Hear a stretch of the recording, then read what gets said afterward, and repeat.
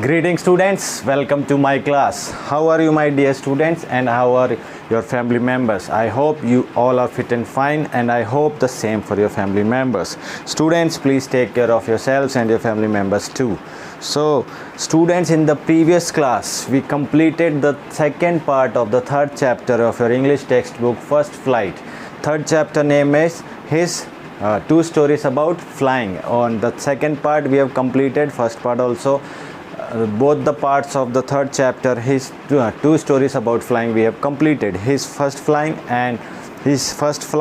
and the black aeroplane we have completed. I am sure now you people have no doubt related both the parts of that chapter, and if any question comes in your pre-midterm or after midterm or any exams related to that chapter, you are going to give answer. Now my dear students, we are going to start the third chapter of your English supplementary book, Footprints Without Feet. The name of the book is Footprints Without Feet and the name of the chapter is The Midnight Visitor.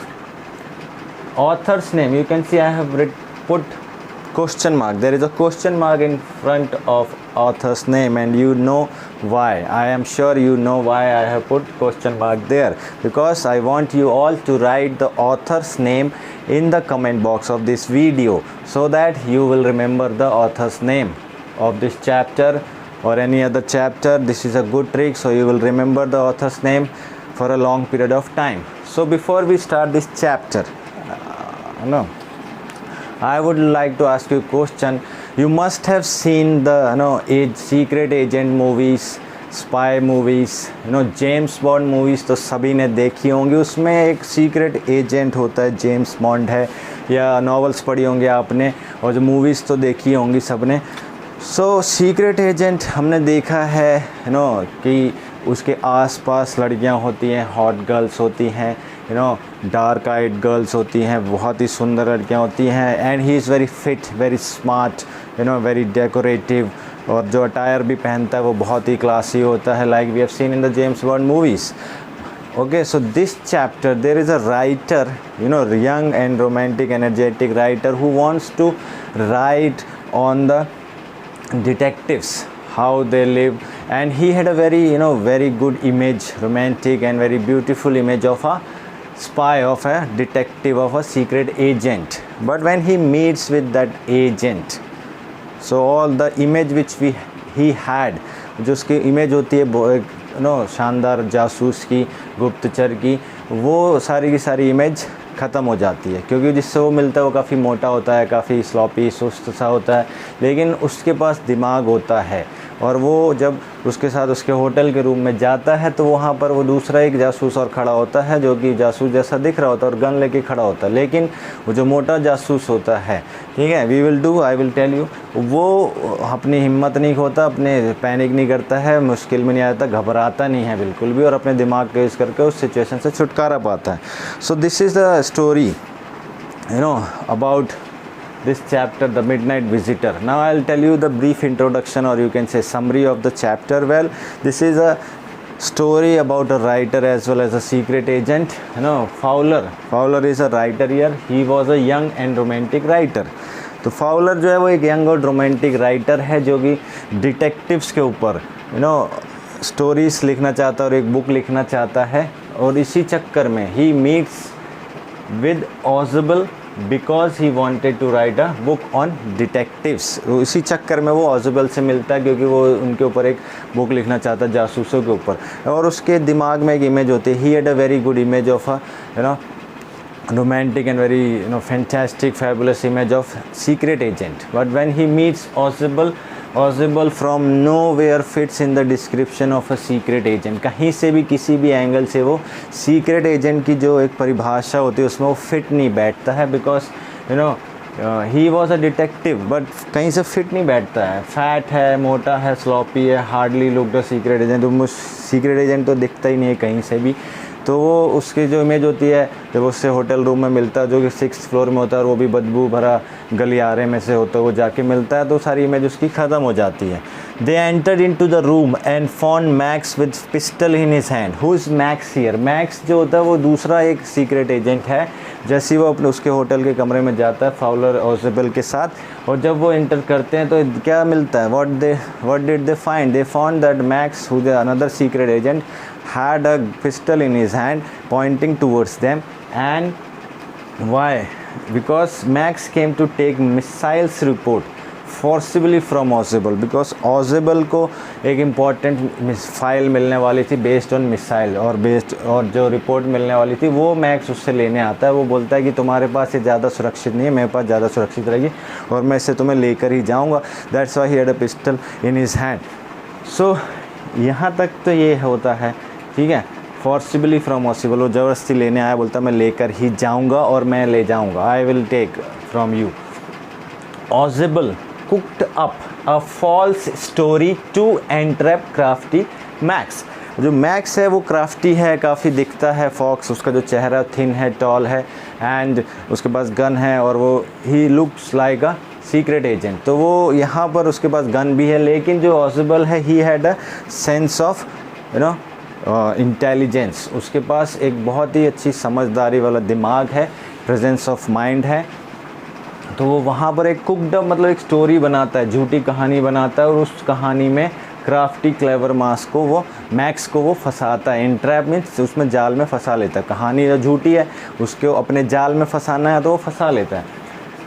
Balcony, what did he से? Balcony below his window had become a nuisance. वो बोलता है कि यार हद हो गई है, तो परेशानी का सबब बन गई है। जो मेरी बालकनी है, बालकनी जो खिड़की के पास छज्जा है, खिड़की के साथ खिड़की के नीचे जो छज्जा है वो तो बहुत परेशानी बन गई है। क्यों बन गई है वो परेशानी? क्योंकि twice in a month that somebody got into his room through the balcony. वो बोला कि दूसरी बार ऐसा हुआ है जब कोई उस बालकनी से, जो मेरी विंडो के नीचे है, रूम के विंडो के नीचे बालकनी बनी हुई है, उसके छज्जे से होकर कोई दूसरी बार मेरे कमरे में घुस चुका है। This is the second time when somebody got into his room through that balcony and that was a false story he cooked। and Max जो होता है he also Max started believing him। he said I have come here with the master key, right? मैं तो balcony से आया नहीं। if I had known that would have saved some time of mine, मेरा कुछ समय बच जाता। and तो उसमें फंसना शुरू हो जाता है वो। he also made Max panicking by telling him that it's police at the door। he had already informed police। उस बीच में when he is telling about that balcony he cooked up a story and Max started believing। at that point they heard a knock। उनके दरवाजे पे खटखटाहट सुनाई देती है और वो सोचते कि कौन है। मैक्स पैनिक करता है दरवाजे पे खटखटाहट सुनकर, क्योंकि ऑजिबल उसको बता देता है कि मैं पुलिस को पहले इन्फॉर्म कर चुका हूँ और ये जो दरवाज़ा खटखटा रहे हैं और ये ज़रूर पुलिस ही होगी, तो मैं अरेस्ट करने आई है। They have come here to arrest you. और वो आएंगे ही अंदर, चाहे तुम दरवाज़ा खोलो ना खोलो, थोड़ी देर में वो आ ही जाएंगे अंदर।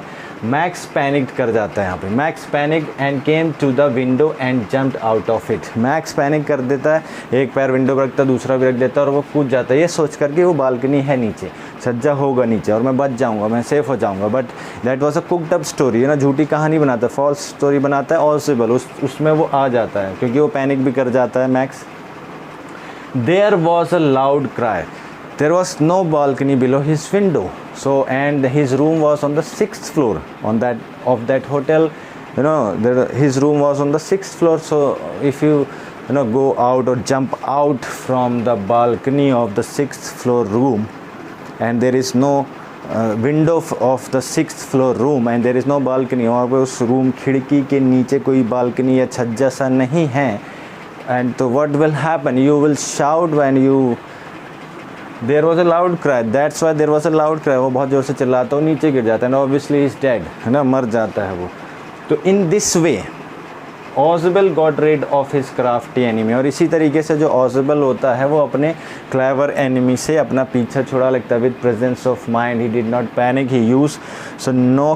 फिर later on what did we come to know that the knockings at the door were made by the waiter, because Ozable when he was coming to the room he already ordered, so that was the waiter who was knocking at the door, and he had come with the order, जो order उसने दिया था उसके साथ आता, वही दरवाज़ा खटखटा रहा था, ये भी हमें बाद में पता चलता है। सो इस तरीके से वो छुटकारा पा लेता है अपने उससे। और यहाँ पर फाउलर को पता चलता है कि Ausable has a very good presence of mind and he did not fit in a description of a secret agent from anywhere, but he is a secret agent and he had a very good mind, very sharp mind, very clever mind, and he outwitted and outsmarted his enemy. So the message which we get from this chapter, my dear student, वो जो message हमें मिलता है, I have written for you, don't lose your head in a tight situation, means difficult situation, when you are in a problematic situation or there is a problem, you are trapped in that. So don't lose your head, अपना don't start panicking, वहाँ पर धैर्य मत खोए, संयम मत खोए, घबराए नहीं जब भी आप एक मुश्किल सिचुएशन में है। बी काम एंड यूज़ योर माइंड, शांत रहें, बी काम एंड यूज़ योर माइंड, शांत रह के अपना दिमाग यूज़ करें। You will be able to find a solution and get out of the situation if you remain calm. If we are in any difficult situation and we start panicking, so in that panic we are not able to think anything so that we can come out of that situation. But if we remain calm and composed and we use our mind, we use our head, अगर हम अपना दिमाग शांत रखते हैं, अपने आप को शांत रखते हैं, दिमाग यूज़ करते हैं, तो हम उस सिचुएशन से बाहर आने का एक तरीका ढूंढ सकते हैं और उस सिचुएशन से हम बाहर भी आ सकते हैं। So that was the brief introduction and the message I told you, my dear student, in this video. So in this video, that's it.